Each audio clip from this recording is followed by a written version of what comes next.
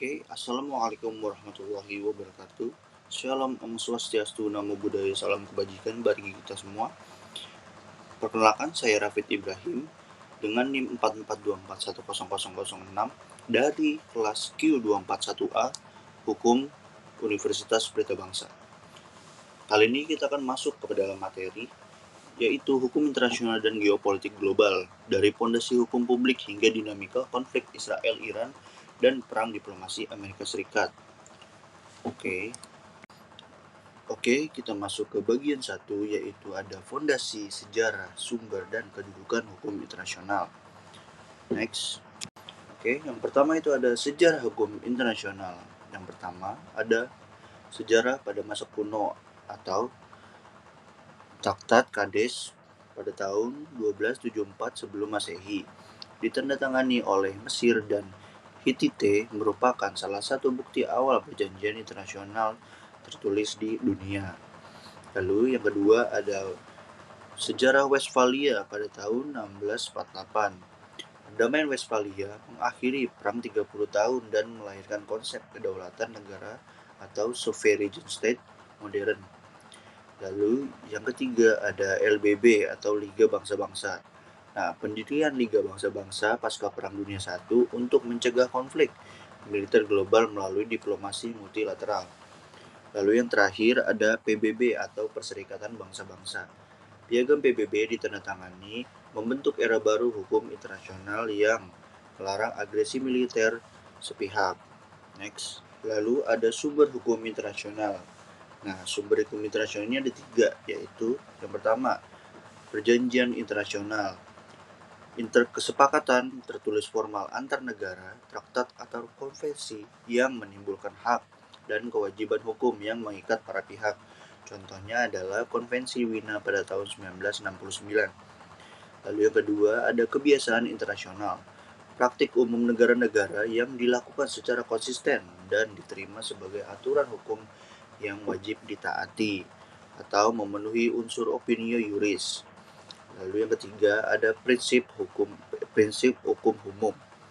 Nah, prinsip hukum umum ini adalah asas-asas hukum yang mendasar diakui dalam sistem hukum nasional di seluruh dunia, seperti asas etikat baik atau good faith dan pacta sunt servanda. Lalu ada hubungan dua sistem hukum. Yang pertama itu ada pendekatan monisme. Nah, pendekatan monisme ini adalah menganggap hukum internasional dan hukum nasional adalah bagian dari satu kesatuan sistem hukum universal. Hukum internasional berada di puncak hierarki dan otomatis berlaku dalam yurisdiksi domestik tanpa perlu undang-undang pelaksanaan baru atau self-executing. Yang kedua itu ada pendekatan dualisme. Pendekatan dualisme ini adalah memandang hukum internasional dan hukum nasional sebagai dua entitas hukum yang terpisah, berbeda subjek, sumber, dan wilayah operasinya. Hukum internasional otomatis mengikat secara domestik, memerlukan proses adopsi, transformasi, atau ratifikasi ke dalam legislasi nasional. Next, lalu kita masuk ke bagian 2, yaitu ada analisis konflik geopolitik, perseteruan Israel-Iran, dan perang Amerika Serikat. Next. Oke, yang pertama itu ada sejarah konflik Israel-Iran. Israel-Iran ini adalah dari sekutu menjadi rival. Hubungan geopolitik kedua negara mengalami pergeseran radikal dalam sejarah modern Timur Tengah. Yang pertama itu ada era pra-1979 atau pemerintahan Shah.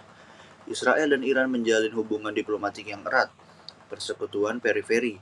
Iran merupakan salah satu negara berpenduduk mayoritas muslim pertama yang mengakui berdirinya Israel. Lalu yang kedua ada revolusi Islam 1979. Titik balik dramatis di mana rezim baru pimpinan Ayatollah Khomeini memutuskan seluruh hubungan diplomasi dan menentang legalitas eksistensi Israel. Lalu yang ketiga ada era perang proksi atau bisa disebut proxy war.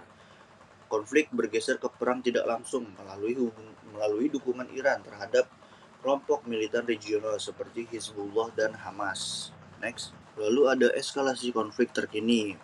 Pada tahun 2024 itu ada era konfrontasi langsung yang menyebabkan runtuhnya perang bayangan. Nah, tahun ini menandai berakhirnya era Shadow War atau perang bayangan antara Israel dan Iran, berubah menjadi konfrontasi militer terbuka dan langsung. Dipicu oleh serangan udara terhadap fasilitas konsulat Iran di Damaskus, Iran membalas dengan meluncurkan ratusan drone dan rudal langsung ke wilayah kedaulatan Israel pada April tahun 2024. Nah, eskalasi ini memicu kecemasan global terhadap jaminan keamanan maritim di Selat Hormuz, serta potensi pecahnya ketidakstabilan ekonomi akibat gejolak harga energi dunia. Next. Lalu yang terakhir itu ada kedudukan Amerika Serikat pada konflik Israel-Iran. Nah, Amerika Serikat memposisikan diri sebagai pelindung mutlak keamanan Israel di Timur Tengah melalui bantuan militer masif dan hak veto di Dewan Keamanan PBB. Namun, Amerika Serikat mengalami dilema diplomatik yang besar dalam mengelola dinamika kawasan. Yang pertama, ada komitmen militer. Amerika Serikat aktif mengerahkan armada pertahanan udara untuk mengintersep serangan rudal Iran demi mempertahankan wilayah sekutunya. Yang kedua, itu ada kontrol eskalasi. Amerika Serikat secara diplomatis mendesak pembatasan respons militer guna meredam eskalasi perang terbuka regional yang lebih luas. Oke, baik, sampailah kita di penghujung acara presentasi kali ini. Itulah yang dapat saya sampaikan. Kurang lebihnya mohon maaf. Saya Rafid Ibrahim dari Fakultas Hukum Universitas Pelita dengan NIM 44241006 di kelas Q241A mengucapkan terima kasih. Wassalamualaikum warahmatullahi wabarakatuh.